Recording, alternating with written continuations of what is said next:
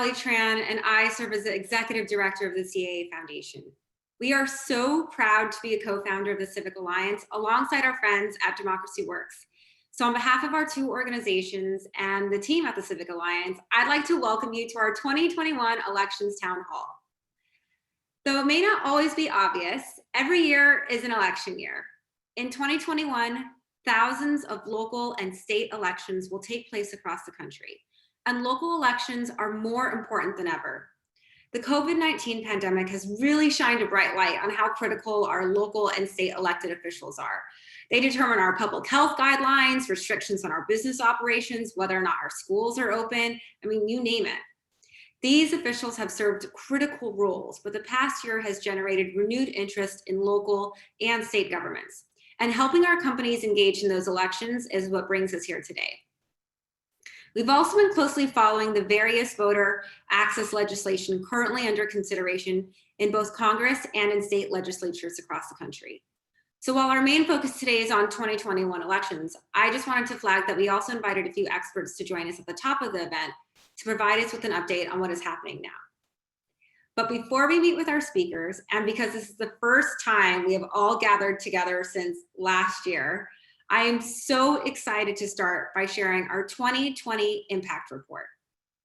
This report marks the culmination of an incredible year of corporate civic engagement.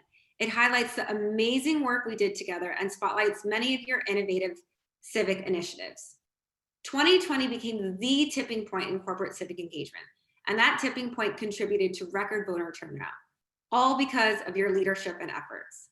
The link to download the report is in the chat, and you can now access the report on our website at civicalliance.com. When I first saw the report, I was personally blown away by everything this community did last year. Share it with your teams, your colleagues, your family, your cousins, and celebrate what we created together. Congratulations, everyone. I know when you take a look at the report, you'll be inspired by the incredible foundation we have laid for our work ahead. All right, so let's take a look at what we have in store over the next hour.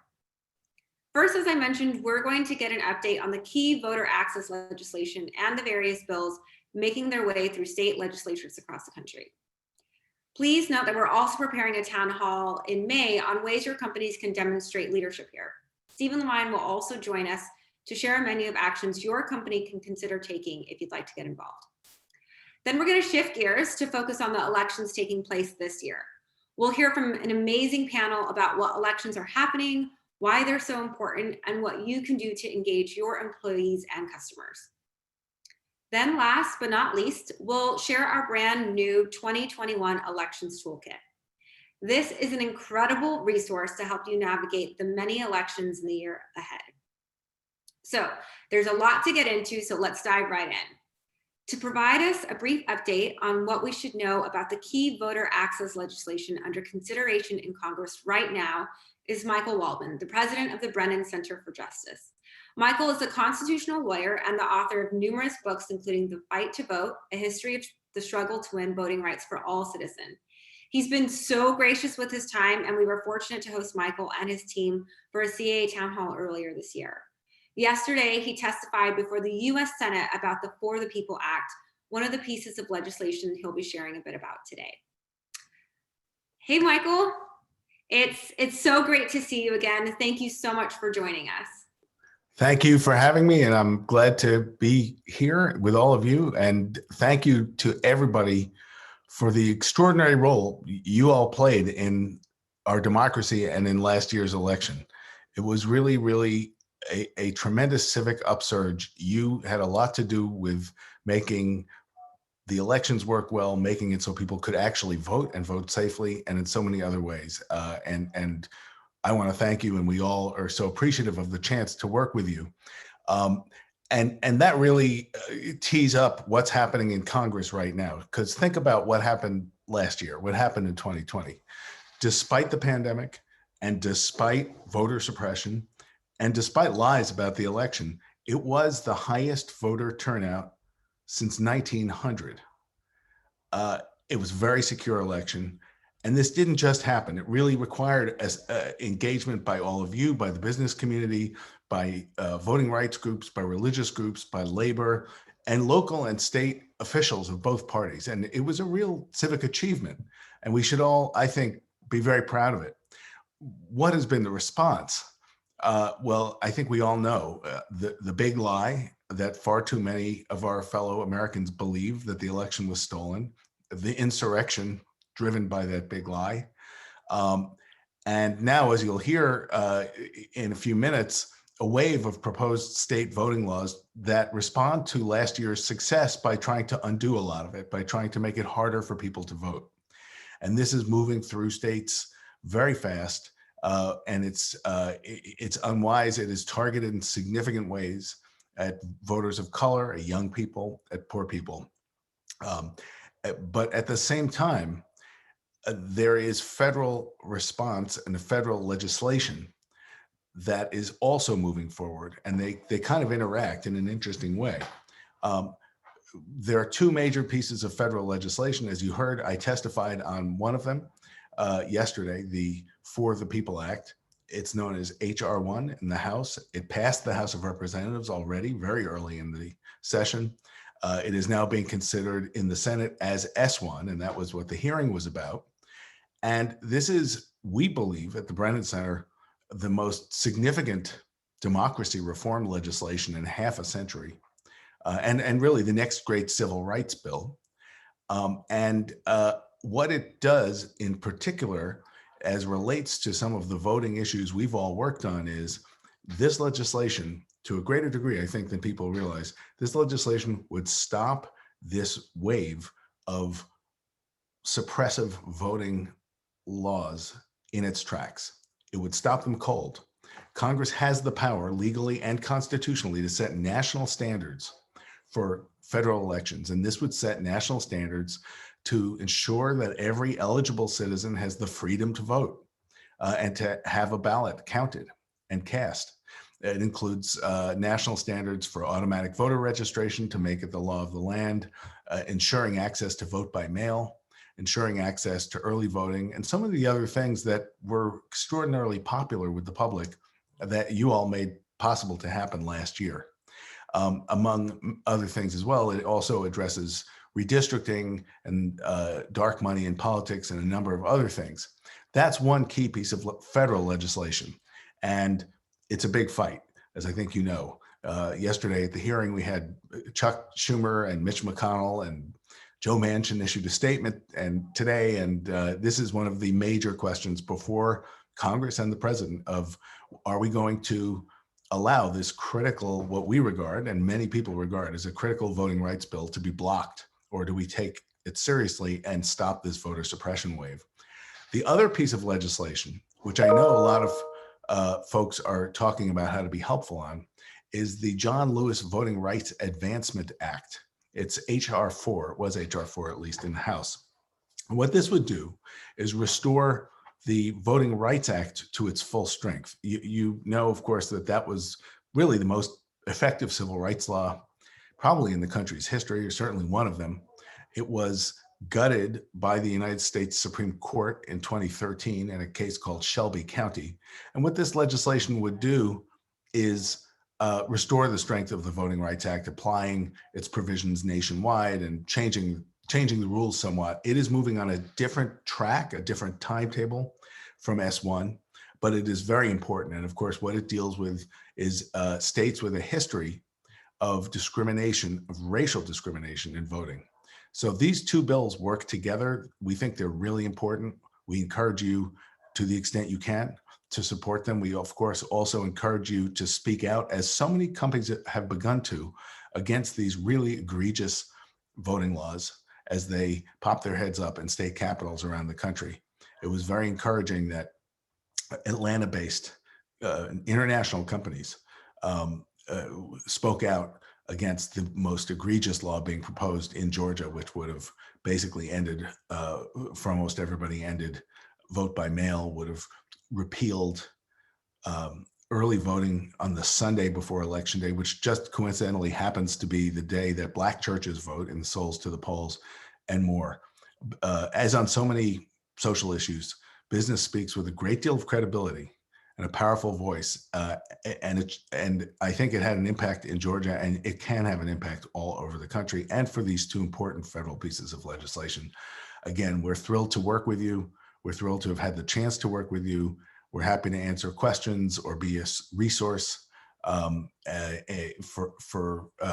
all of you in whatever way we can. And thank you again. And I'm happy to answer questions, I guess, or I don't know if I'm supposed to stop talking. I assume I am. No, Michael, thank you so much for that breakdown and for that update. It's so importantly, and thank you so much for your leadership on all of these critical issues. I think your words are a total affirmation about the work we are all here to do. So thank you so much. We know how busy you are. Thank you for being here. Thank you. Next, we're proud to be joined by Jake Matilda, founding director of the Center for Secure and Modern Elections. The center is a multi-state project that develops and funds pro-voter initiatives across the country, working both with Republicans and with Democrats. Jake is a total expert in the active voter access legislation in states nationwide, and we are excited and grateful to have him here with us today. Hey, Jake, I'll turn it over to you. Hey, Natalie. Thanks so much. Really appreciate the chance to be in conversation with you folks here and appreciate the continued partnership from 2020. A little bit more about who we are and what we do. The Center for Secure and Modern Elections builds and supports nonpartisan pro-voter policy efforts at the state and federal level. And we work legislatively, administratively, and with many of y'all on the phone on occasion on the ballot, on direct democracy on the ballot. We work in partnership with civic organizations in states, and as a result have just had a fantastic opportunity to work with the Civic Alliance, work with many of the companies on the phone to make a stronger, healthier, more secure democracy. Our work is bipartisan, and we work with allies on both sides of the aisle. And those allies have successfully passed bills in states like Kentucky, Utah, and Alaska, as well as states like Oregon and Maryland. And for us, it's incredibly important that we do find sort of these nonpartisan consensus moments where we can advance civic policy that strengthens our democracy and ensures everyone can have their voice, our voice heard. A little bit more detail on the context we find ourselves in today. There has been an increased partisan focus on elections and on civic participation in America since the 2020 election. In 2020, again, in partnership with many of you all, states shifted heavily to vote-by-mail processes, to in-person voting. And there was a historic public education effort, including the effort from the Civic Alliance, from y'all's member companies, that helped between your customers, your employees, your stakeholders, helped literally millions of folks navigate our election processes that are run at the state and county levels and ensure that everyone can participate in our democracy. I want to stress this point. 2020 was a fantastic high watermark in civic responsibility. Michael Waldman outlined the participation we experienced. It was fantastic. And that's in no small part, that record turnout is in no small part due to you all. And it's a testament to our system that the election was able to run as smoothly as it did, given how close the presidential election was. It was just a critical moment for us. And, you know, I think it goes without saying, but if we're not, without the engagement of the Corporate Responsibility Project, the Civic Alliance, allies like, allies across the private sector, we would have been looking at a very different 2020. I think that brings us to today, which we're seeing an unfortunate uptick in anti-voter policy in state houses across the country. These are efforts to restrict policies like vote by mail that help all Americans vote, policies like early voting that allow additional opportunities for all Americans to vote, and restrict registration, which is critical for our process to work properly. And these efforts are being advanced in the name of election integrity, but the reality is that these would impose new burdens on not just voters, but also the election administrators that carry out elections. I'd like to quickly use Georgia as a case study here for how some of these policies are unfolding. And I'd like to stress that as we look for nonpartisan allyship in these state houses, a lot of times it's the loudest voice in the room that we hear, the loudest voice in the room that ends up being on the cover of the New York Times.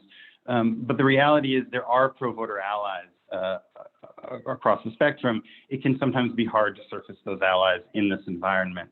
The examples in Georgia of the bad bills that are surfacing that I just flagged, limiting vote by mail, limiting early voting, some specifics around these bills, the specifics change day by day. One version of these bills, and this will all sort of come to a head over the next 3 or 4 days, requires vote by mail applicants. One iteration requires vote by mail applicants to submit a photocopy of their ID with their ballot application. There's an effort to cut the hours and days of early voting, sort of written into law, like preventing the number of folks, preventing the time a number of folks can use to participate in early voting and on election day. And the impact of these laws will reverberate for our civic, throughout our civic organizations, throughout our companies and the allies we work with. They'll lead to longer lines, particularly in heavily African-American precincts where there were already 5-hour lines in Georgia. You could see those lines being longer if there are fewer opportunities for individuals to participate in our election. It's worth noting that unfortunately we have similar bad bills being advanced in places like Arizona, Michigan, Montana, Pennsylvania, Texas, and elsewhere. And this really poses a grave risk for voters that'll face barriers in the coming year. On the other hand, we are continuing to see, that's sort of the grim news. I think the good news for all of us on this call is we are starting to see bipartisan action on these kinds of policies. We're seeing bipartisan action in places like Kentucky, Maine, Michigan, and Oregon. But the bipartisan action that we're seeing in states, the sort of consensus around access and security for voting, that activity needs to be encouraged. And I think that's where y'all, as companies on the front lines of civic responsibility, step in. We're already hearing the voices of folks like Salesforce, the Chamber of Commerce, a number of companies in Georgia speaking out and supporting the nonpartisan consensus around election security, election access, and better rules around voting so that all Americans can have their voice heard. And that work, as it continues over the next year, will only continue to amplify allies on both sides of the aisle who are looking for opportunities to be pro-voter and ensure that everyone can vote. So really deep appreciation to the companies on the phone, to our friends at the Civic Alliance, and eager to work with all of you as we partner with states to advance strong voting laws. Stephen, I'll kick it to you. Great. Thank you so much. I'll take it from here, Jake. I appreciate that. And thank you for that really valuable overview. Good afternoon, everyone. My name is Stephen Levine. I am proud to serve as the director of the Civic Alliance and the co-founder of Meteorite, the team that powers the Civic Alliance.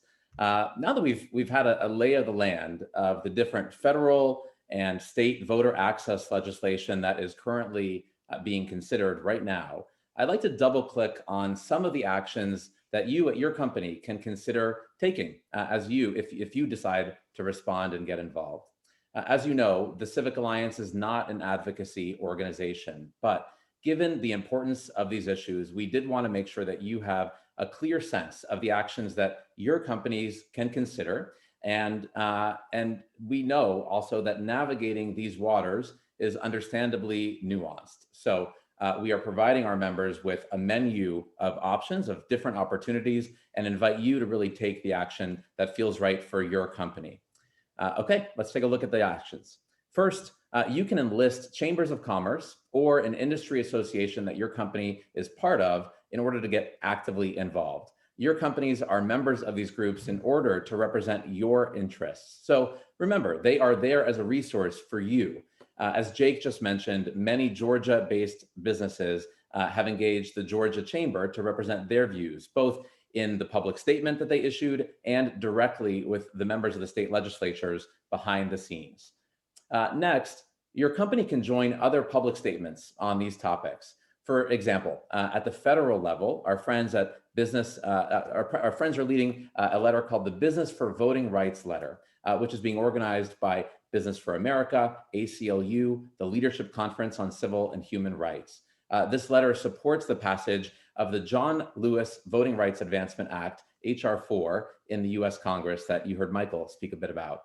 We'll send a link to that letter in the follow-up email that you'll receive after this event if you'd like to get involved.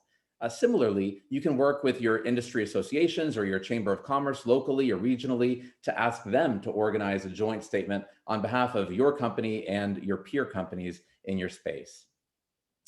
Third, another option is to review and align your company's political contributions. We're seeing that many companies have a new, more pronounced focus on aligning their contributions with both their values and their priorities. We're seeing increased scrutiny of companies whose public stances may contradict with their own political contributions. And in the wake of January 6th, the attacks on our Congress, many companies have reviewed and updated their own political contribution practices or hit pause on political giving altogether. Fourth, you can enlist your government relations team or your company's leadership to voice concerns directly with elected officials who represent you.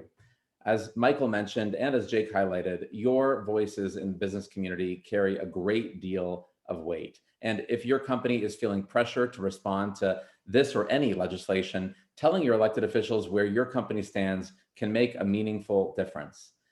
And of course, finally, your company can issue a public statement of your own, expressing your company's either support for or concern over a specific piece of legislation, or articulating your company's values as they relate to these topics and voting access in particular. As we heard from Jake, Salesforce, as one great example, has been a real leader on this topic in Georgia. They released a clear public statement opposing HB 531 in the Georgia House of Representatives. Other companies in Georgia, including Aflac, Coca-Cola, Delta, and UPS, each issued statements that articulated their company's principles without taking a stance on the bill itself. And don't forget, as both Michael and Jake highlighted, there are several pieces of legislation that are working to increase voting access as well. So if your company feels more comfortable issuing or joining statements in support of a bill rather than in opposition to one, there is certainly ample opportunity for you to take that road as well. As you can see, for any piece of legislation your company feels compelled to speak out about, there are a variety of options you can choose. We'll be sending you the list that you see here, as well as specific examples and links that you can get involved in right after this event in our follow-up email. And just remember that as we are here for you on your Get Out the Vote initiatives and campaigns, the Civic Alliance is committed to serving as your partner on these topics as well. So in order to learn what options are of most interest to you, we wanted to take a moment to take a quick one-question poll to see which of any of these options your company may feel comfortable just considering. So here's the poll right now. It should be popping up on your screen. Let us know if your company would consider taking any of these options. You can select multiple items from this list. We'll take a moment and invite you to let us know what looks possible at your company right now.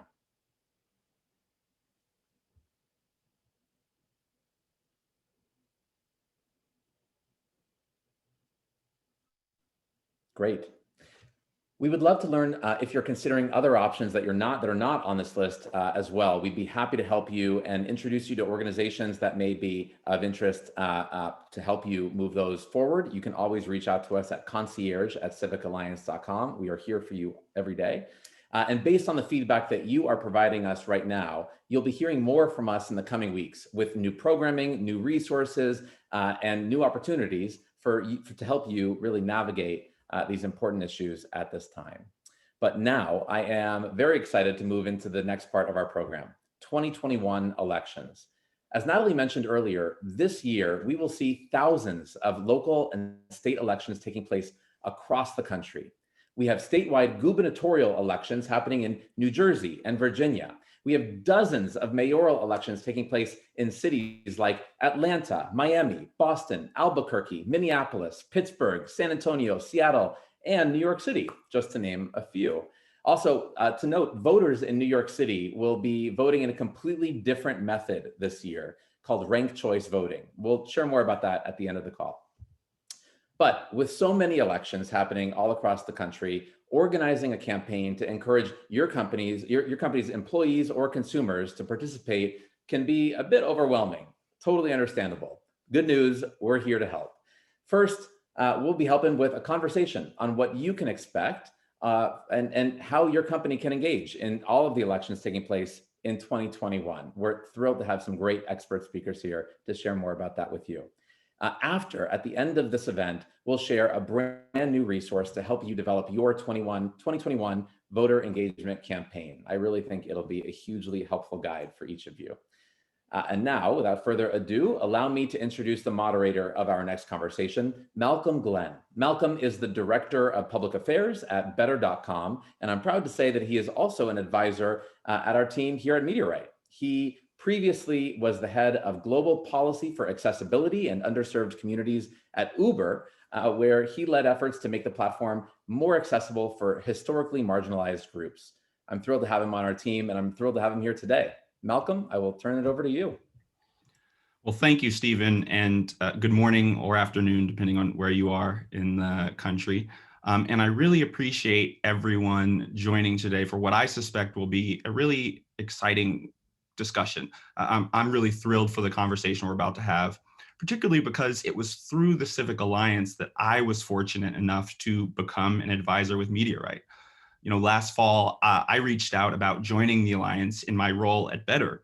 And through learning about the great work that the Civic Alliance is doing, engaging both corporations and nonprofit partners around preserving our democracy, I've been really appreciative of the opportunity to join this really excellent team. And speaking of great nonprofit and corporate partners, we actually have both of them on our panel today. And I'm really honored to introduce each of our guests for, again, what I think is going to be a great conversation about all things local elections. I'll be brief in my introduction and then want to spend most of the time hearing from the folks on the panel. And just a reminder, if you have questions, please leave them in the Q&A box and we'll try to get to a few towards the end. And with that, we are joined today by Abby Kisa, who is the Deputy Director of Circle, which is the Center for Information and Research on Civic Learning and Engagement, housed at Tufts University. There, Abby provides leadership for Circle's election strategies, website content, and external communications. And she is well-versed in the wide range of youth civic and political engagement efforts and practice. Katie Mears is a senior policy analyst for Midwest State and Local Government Affairs at Salesforce. You've already heard a bit about the leading role that Salesforce has taken around some of the legislation that would restrict access to the voting booth. And you'll hear more from Katie today about her company's efforts. And finally, Tammy Patrick is a senior advisor to the elections program at Democracy Fund, which is one of the Civic Alliance's co-founding organizations, as you heard earlier. Tammy joined Democracy Fund in 2017 to help lead the effort to foster a voter-centric election system and work to provide election officials across the country with the tools and knowledge they need to best serve their voters. Thank you all for being here with us. Tammy, I want to start with you. You know, last year we saw the highest number of voters turn out in an American election ever. But of course, it was a presidential election and a particularly consequential presidential election at that. So if you wouldn't mind, help paint a picture for us for the scope of local elections this year. What does the slate of local and state elections look like in 2021? And in light of the record voter turnout that we saw last year, what do you expect to see as far as turnout goes in local and state elections this year? Great. Thank you so much. Thank you, Malcolm. And I have to start by saying thank you to everyone on the call for all of your participation and support last year in making sure that the elections, in fact, were conducted safely, securely. They weren't, a super spreader event. And for that, I think we're all really, really thankful. One of the things that I think about when I think about last year and how it's going to transition into this year, and to answer your questions, is that last year we saw a lot of motivation around who was on the ballot, whether they loved someone, disliked someone, or there was a particular issue that really motivated people. That often is what drives turnout. And so when we turn to 2021, the local elections oftentimes don't get the same sort of coverage, but in fact can touch upon people's lives in ways that we don't really contemplate normally, but these are not normal times. So in the last year and a half, I think there's been a resurgence or a reawakening around the importance of local government. So here's some examples of what we might see on the ballots this year. When we talk about who will be voting, quite often in many jurisdictions, I was a local election official in Maricopa County, Arizona.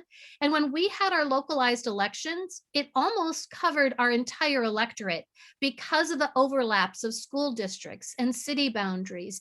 So almost everyone will have something to vote on this year. Stephen mentioned New Jersey and Virginia as having statewide elections, but oftentimes these are the individuals that you run into, office holders in your town, in your city, that you see at the grocery store, at your place of worship, that come into your businesses. These are the local government positions, judges, sheriffs, school boards, including millions and millions of dollars in school bonds that oftentimes we see very low participation rates in those elections. One quick example on this is just recently, Eric Fay, who is the elections director in St. Louis County, Missouri, noted that there are 411 candidates in the upcoming April election in St. Louis, 259 races, and 70% are going uncontested. So that's another thing to think about when we look to these local elections, is whether or not they're competitive, and think about how you can support a more robust participation at the local level. There's also a lot of ballot propositions around a myriad of things that really do touch our lives daily. When it comes to how turnout will be in this moment, I think it remains to be seen the impact of COVID. Many people are getting vaccinated. There's, I think there's light at the end of the tunnel, but there could still be some impacts, particularly for individuals who in 2020 decided that they wanted to vote by mail or they wanted to vote early in person, and whether or not some of those opportunities are still available to them based on what we heard also, some of the state legislative actions. Thanks, Tammy. I appreciate that. And I particularly appreciate you pointing out that many of these candidates for local elections are the people you encounter in your own community. In some ways, this is really kind of where the rubber hits the road. So I appreciate that. Abby, I want to turn to you next. You and your colleagues at Circle focus on research related to voter turnout among younger voters, particularly those under 30. And according to your estimates, more than half of young voters voted in last year's election. And so what are you seeing in terms of potential young voter turnout in state and local elections this year? Thank you so much, Malcolm. Well, as you and Tammy both mentioned, we saw a historic, turnout in the 2020 elections, and it was historic for young people as well. But for young people, it was the second election in a row where we saw historic youth voter turnout. It was the highest midterm turnout we'd seen since the 26th Amendment had passed in a midterm election in 2018. So there's tons of potential in the 2021 elections. But we need to remember and think about the fact that voting is a learned activity. And there's lots of young people who aren't exposed to conversations about elections because of the networks that they're in. And so there's usually less awareness about these local elections, either because of the coverage like Tammy mentioned, or because there's just less conversation about it. And so there's a huge opportunity in 2021 to really connect to the organizing that young people really did in 2018 and 2020, because millions of young people turn 18 every single year, millions. And young people need to hear more about how the election connects their lives from multiple channels. This is one element of the Civic Alliance Toolkit that Stephen was talking about that I love, because it breaks down, here's how the school board, makes decisions about things that affect people's lives. And the school board is actually something that directly affects young people's lives. And more often than not, there's not a young person on the school board. This is why some young people are trying to reduce the lower the voting age. And so youth turnout recently we've seen be high because of young people's hustle and because of the investment in youth leadership. And so this is really an opportunity for businesses and for other stakeholders and communities to continue to invest in that youth leadership and further build relationships with young people as a result, by showing supportive values and by taking action.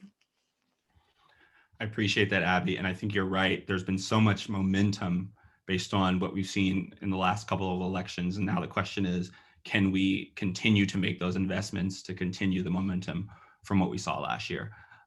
Katie, you're on a slightly different end of the equation, working inside Salesforce, which is, of course, a large company with employees all around. So, Salesforce has long encouraged their employees to vote in local and state elections, which is not always common at a company like yours. And so with thousands of elections taking place, of course, on different schedules all around the country, how do you and your company promote local and state elections to employees? And can you share a little bit about what your plans are for 2021? Yeah, absolutely. Thanks, Malcolm, and thanks for having me on this important conversation. So for Salesforce, we truly believe that business can be a platform for change, and civic engagement is a huge part of that, right? It's the best way for employees to make their voices heard in their communities. And so, as my fellow panelists have already mentioned, many people are aware of national general elections and maybe to a lesser extent midterm elections. But, of course, local elections can get lost a bit in the mix. And so we do bring it to the forefront early. So not only do we have plans for 2021, we have already started. We've already started communicating with employees. So how we start and how we think about this is we really focus on our largest hubs. So where we have cities that are having local elections, primarily focused on mayoral this year. So big cities with lots of employees that have mayoral elections is where we focus, where we're focusing for this year. And so how do we do that? And then this slide kind of covers the high points. So before the election, we promote Turbo Vote, which we always do. We promote Turbo Vote in every communication with employees that is about voting, because it's the best tool that we have to get them updates about their city, their local elections. And it was especially important during COVID with things changing constantly. Turbo Vote was amazing with getting updates out to folks. So we provide some updates for our employees, but we really want them getting a lot of those updates from Turbo Vote directly via text and email. So that's great. We also do email updates and Slack updates before key registration dates that are coming up in those key hubs. Additionally, we do educational events. So we are planning a ranked choice voting event that will be hosted by a local leader in our New York hub to encourage employees to join and learn about how to vote in this new way. It'll be new for them. And then finally, we do candidate event series in those hubs. So we'll bring in a couple of the top candidates for different races separately, not a debate, but a town hall style event where we can virtually introduce the candidate to our employees and let them ask questions. So it's very important. And then the week of the election, we have reminders. Of course, Turbo Vote is also sending reminders.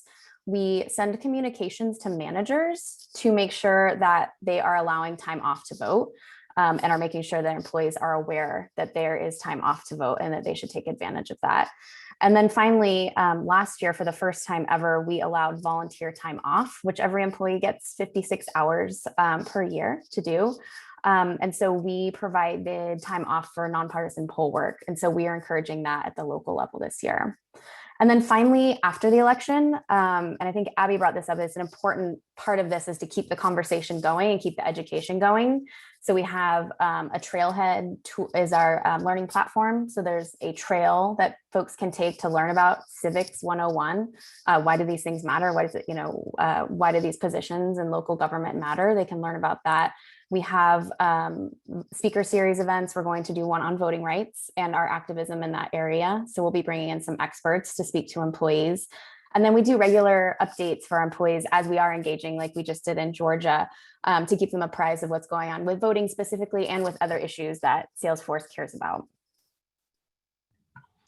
I love that, Katie. And selfishly, I imagine I'll probably steal some of those tactics for my own company. So I really appreciate you sharing that. Tammy, I want to turn it back to you. You mentioned that you're a former election official yourself. And with that experience, you know all too well that we often see fewer voters who are knowledgeable and motivated in local and state elections, as has been mentioned. And so can you help companies who are with us today make the case for why local elections are so critical?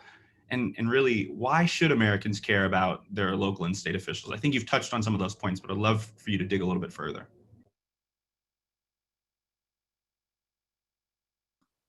A year into this and I keep forgetting to unmute, I swear. So thank you, Malcolm.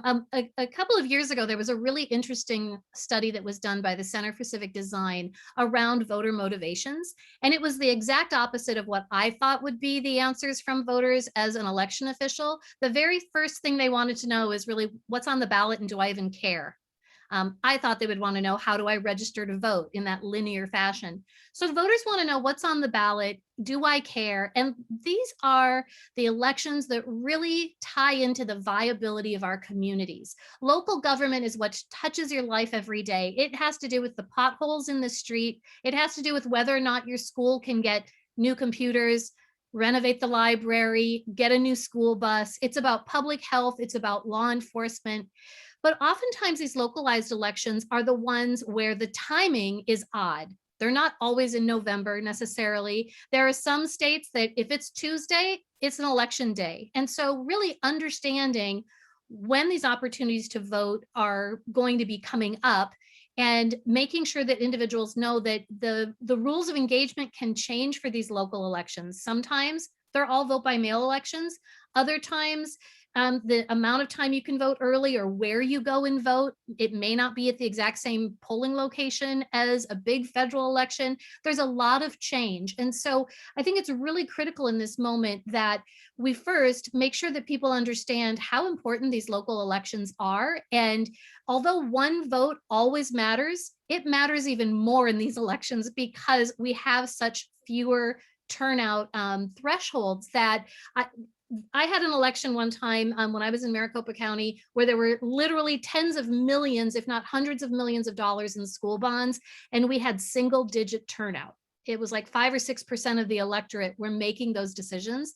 And we really want to make sure that people understand that they are dealing with the outcome of the election, whether they weigh in and have their voice be heard. They're going to have to live under what happens from that election outcome. And so it's really, really critical. Particularly, the last thing I want to mention on this is that this is the first time we're going to be having elections after 2020, when we did see inundated misinformation around the integrity and the confidence we should have in our electoral system.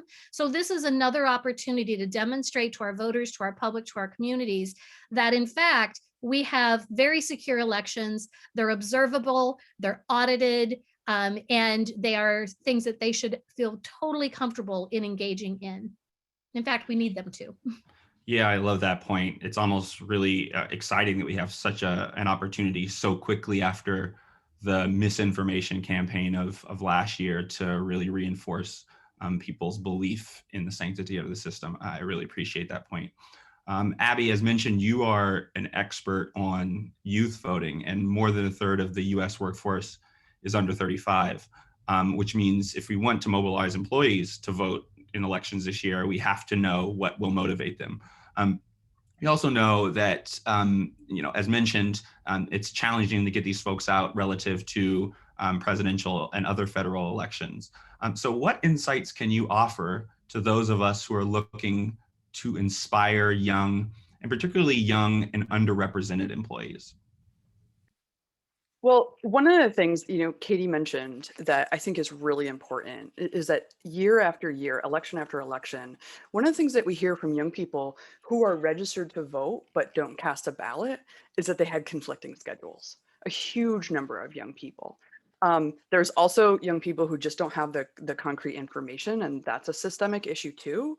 But thinking about how can you help young people not have a conflicting schedule, or support them to make it work, is a huge opportunity for employers. And this is especially the case for young people who are not on college campuses, potentially from low-income communities. The other thing that I guess I want to put out there too, when people are thinking about, designing a program is, young people have grown up in a much more participatory culture, right?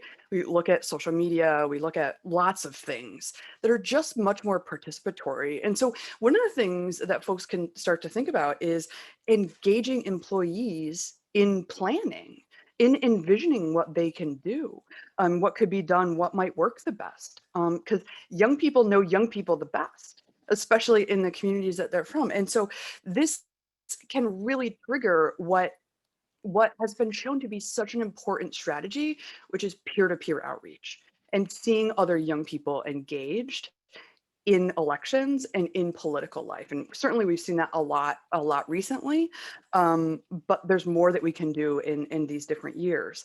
And then the other thing that I want to mention is, in addition to a participatory culture, we've seen a lot in our youth surveys recently that there's a real sense of sort of the power that young people can have together, the feeling of part of a group that's doing something together, and so that's a tone and a way of talking about things that could be valuable.